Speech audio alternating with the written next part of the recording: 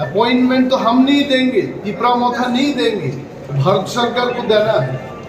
भारत सरकार के जो माननीय गृह मंत्री है उन्होंने महाराज जी से बात कर रहा है, तिपरा मोथा की जो चेयरमैन है उनसे बात कर रहा है। तो अभी बातों में क्या हो रहा है, जहाँ तक हम लोगों को मालूम है भारत सरकार ने 17 तारीख को अपॉइंटमेंट देने वाला था, अभी नहीं हुआ।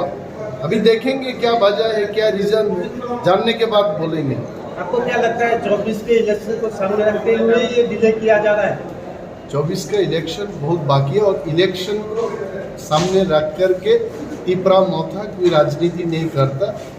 तिपरा मोथा चाहते हैं तिपरासा के लिए कोई कॉन्स्टिट्यूशनल सॉल्यूशन हो और भारत संविधान में 1 से 395 संविधान है, उसके अंदर एक सॉल्यूशन निकालना चाहिए बस। Thank you. पहले का जो इशू था ग्रेटर तिपरा लैंड, उससे हटके बोल रहे हैं। Why not?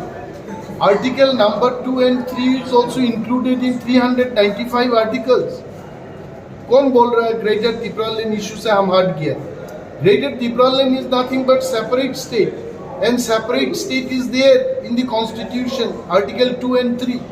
हम constitutional solution की बात कर रहा है।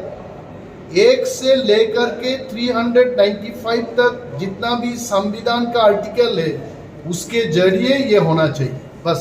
Thank you.